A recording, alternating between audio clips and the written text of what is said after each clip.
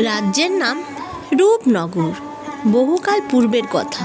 এই রাজ্যে থাকতেন একজন সৎ পরোপকারী রাজা রূপক বর্মা এবং তার কন্যা হলো সৌন্দর্য, একটি মাত্র কন্যা, অত্যন্ত প্রিয় ও আদরের।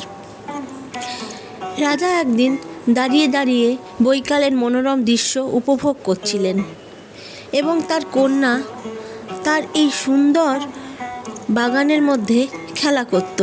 এই বাগানটি ছিল অতি মনোরম। এই বাগানে খেলা করত তার একমাত্র কন্যা সৌন্দর্য। সৌন্দর্য সুন্দর জিনিসের প্রতি খুবই আকর্ষণ ছিল। কুৎসিত জিনিস সে একদমই সহ্য করতে পারত না, পছন্দই করতো না। একদিন সে দাঁড়িয়ে দাঁড়িয়ে ঝর্ণার সৌন্দর্য উপভোগ করছিল। এমন সময় এক ইঁদুর এসে তাকে ডাকতে থাকে, নোংরা ইঁদুর, তুমি আমাকে ডাকছো কেন? আমার বন্ধু হবে রাজকুমারী?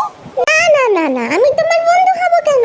যাও এখান থেকে, ছি ছি ছি, কি বাজে দেখতে তুমি, চলে যাও আমার চোখের সামনে থেকে। রাজকুমারী তার প্রিয় খেলনাগুলো নিয়ে খেলতে থাকে মনোরম বাগানে। এখানে এসে খেলে, খুব সুন্দর প্রাকৃতিক শোভা এখানে। না, এই খেলনাগুলো নিয়ে আর খেলতে ভালো লাগছে না, এগুলো পুরনো হয়ে গেছে, আমার নতুন খেলনা চাই। যাই বাবার কাছে যাই।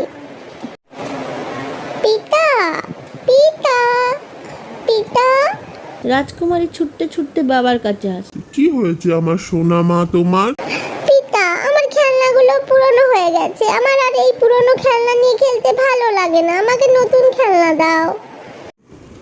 আচ্ছা মা, তুমি যা চাইবে আমি তোমাকে সব খেলনা কিনে দেবো। তোমাকে আমি একটা দারুণ জিনিস দেব, দেখবে আমার পূর্বপুরুষের, সে হচ্ছে এক খুব সুন্দর জিনিস।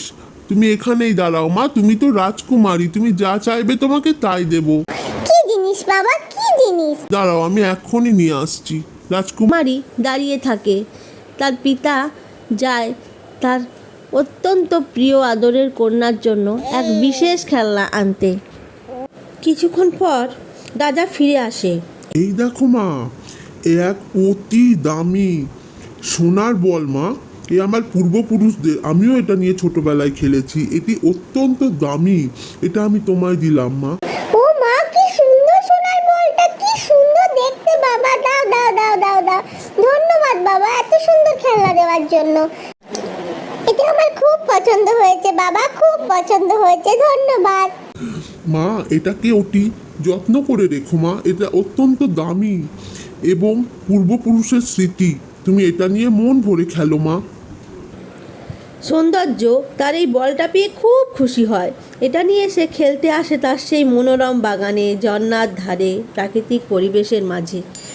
বলটা নিয়ে সে খেলতে থাকে, তার খুব আনন্দ। বাবা, কি মজা লাগছে সোনার বলটা নিয়ে খেলতে, কি মজা, কি মজা, এমন কি মজা লাগছে, কি সুন্দর বলটা।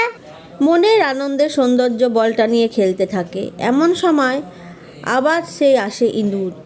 রাজকুমারী, ও রাজকুমারী, বাহ, বলটা তো খুব সুন্দর, তোমার মতোই সুন্দর রাজকুমারী। ও রাজকুমারী, ওহ তুই আবার এসেছিস, পাজি বদমাশ ইঁদুর। আমার বন্ধু হ না রাজকুমারী, আমি বড়ই একা, আমার বন্ধু হবে রাজকুমারী? উফ, এই ইঁদুরের জ্বালায় কোথাও খেলার জো নেই। এই পদ্ম সরোবরের ধারে নিরিবিলি আমি খেলি। রাজকুমারী পদ্ম সরোবরের ধারে মনোরম পরিবেশে বলটাকে একবার ছুটছিল উপর দিকে, একবার লুফে নিচ্ছিল, খুব আনন্দ করে খেলছিল। কিন্তু তখনই ঘটে এক অঘটন।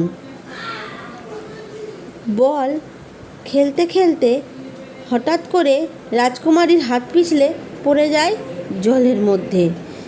যা, আমার বলটা পড়ে গেল জলের মধ্যে, আমার বলটা পড়ে গেল জলের মধ্যে, আমি কি করব? সেই সময় আসে সেই মুশিক। রাজকুমারী, ও রাজকুমারী, কেঁদো না রাজকুমারী, আমি তোমার বল ফিরিয়ে দেব তোমাকে, কেঁদো না। তুমি আমার বল ফিরিয়ে দেবে? সত্যি বলছো? হ্যাঁ, তবে একটা শর্ত আছে, আমি তোমার সব শর্তে রাজি, আমার বল ফিরিয়ে দাও।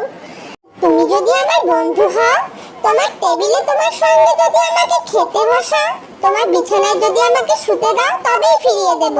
রাজকুমারী সেই মুহূর্তে তার প্রিয় বল পাবার জন্য ইঁদুরের সব শর্তে রাজি হয়ে যায়। রাজি রাজি রাজি। রাজকুমারী কি তার প্রতিশ্রুতি রাখবে প্রিয় বলটি পাওয়ার পর, কিংবা কে এই মুশিক? জানতে হলে চোখ রাখুন পরবর্তী পর্বের দিকে, যা শীঘ্রই আসছে।